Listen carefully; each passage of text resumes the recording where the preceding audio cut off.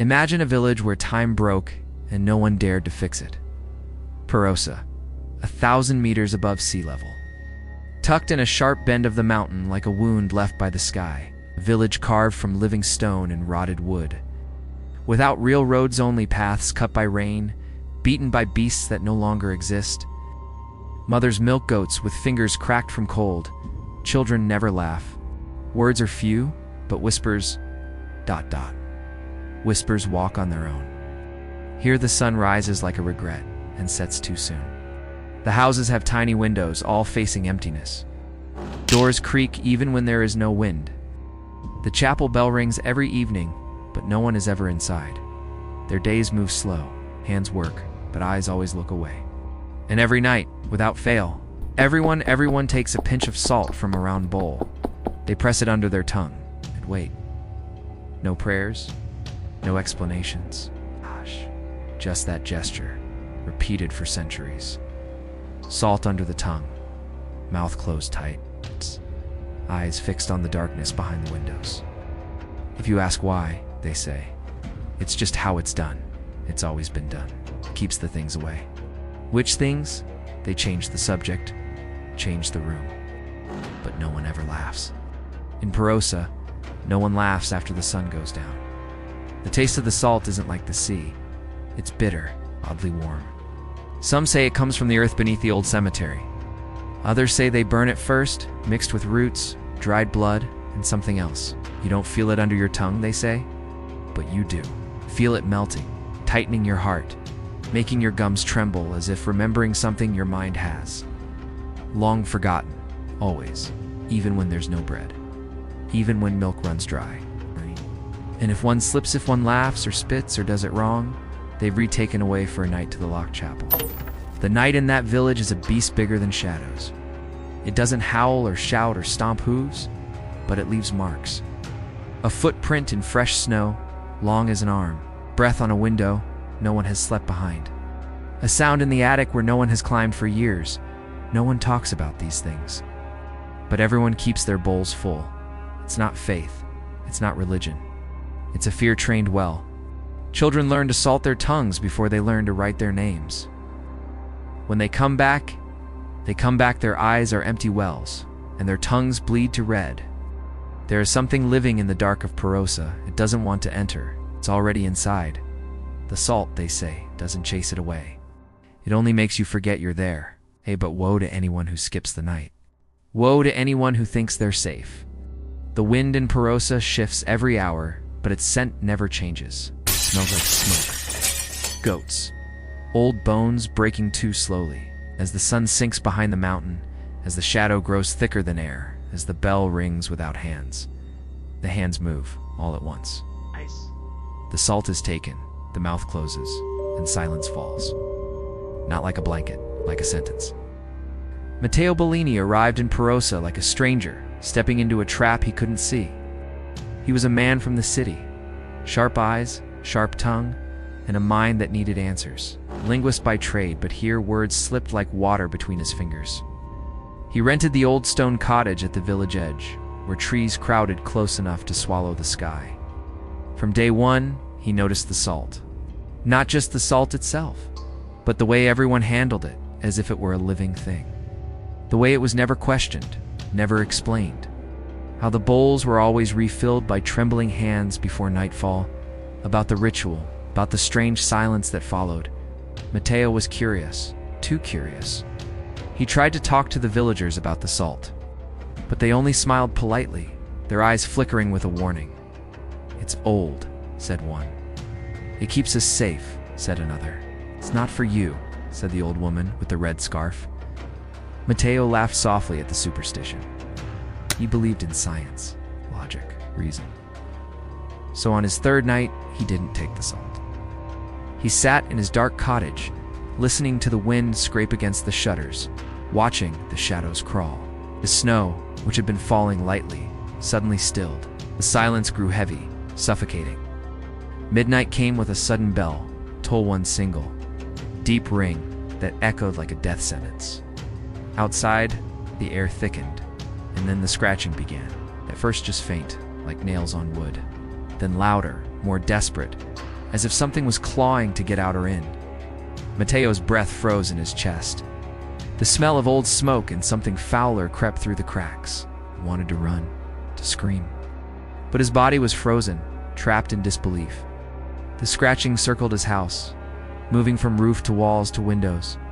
When dawn finally broke, the village found Mateo's door wide open.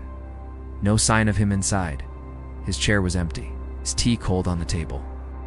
But in the ash bowl where he had kept salt, there was a single smear dark and wet as if someone or something had pressed a bloody finger there. No one spoke of Mateo after that, except the children, who told stories in trembling whispers about the man who forgot to salt his tongue and was taken by what waits beneath Prarossa stones. The villagers never stopped salting after that night, because some things only sleep when you feed them salt, and Mateo, he became the shadow behind every locked door. Beneath the cracked stones of Prarossa's old chapel lies a secret older than the mountains themselves. The chapel hasn't been opened in decades. The wooden doors sag under layers of moss and dark rot. The bell tower leans like a dying man's spine. But one night, the prayers turned into screams. Inside, the air is thick with dust, the scent of dried earth, and something faint, something sour and metallic like old blood left to dry in the sun. No one remembers why the chapel was sealed. The old stories say the villagers once gathered there to pray, to beg for protection. The village elders speak in hushed tones of a curse buried deep beneath the altar stone carved from black granite, smooth as glass, but heavy as sign. They say a creature was trapped there long ago, something not made for this world. Its body is a tangle of limbs to many fingers, too many eyes, an endless knot of flesh and shadow.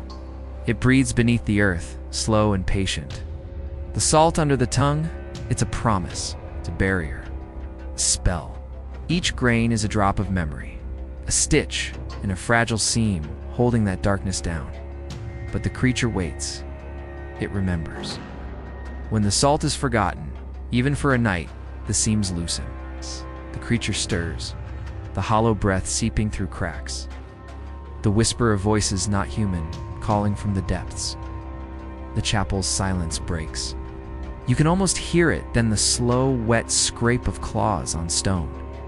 Some villagers say they've seen shadows moving behind the stained glass long after the sunset. Others swear that at night, if you listen close, you can hear a voice soft and cracked whispering in a language older than time, promising freedom. Freedom for the creature, and for the village a darkness deeper than any night.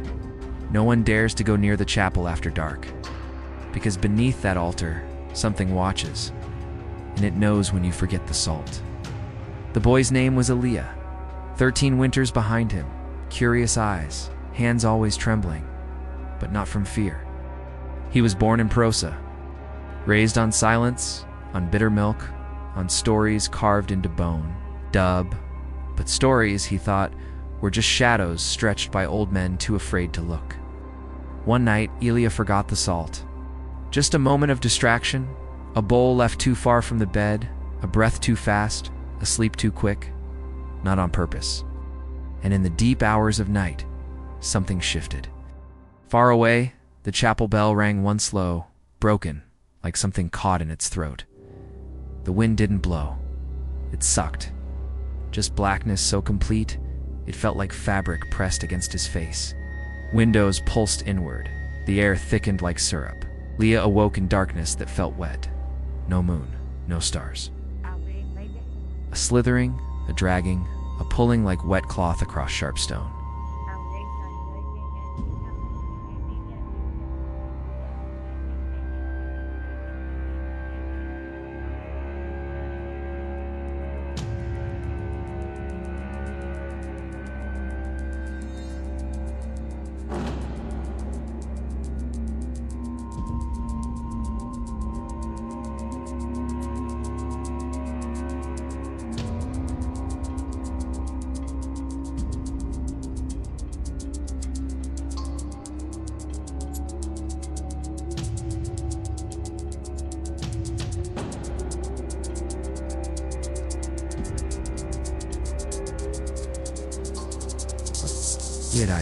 From within the walls, from above the ceiling, he tried to scream.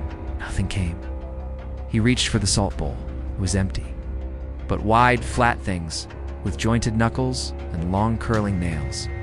Down the hill, the houses were still. Doors bolted, shutters nailed shut, no lights, no voices, not even prayers. No one came for him, because in Prarossa, when someone breaks the ritual, the village simply holds its breath and waits. By morning, Ilya was gone. The floor of his room was splintered, boards cracked in the shape of hands, not five-fingered human hands. On the wall, smeared in soot, were words written in that same impossible tongue the elders refused to name. They translated only one line.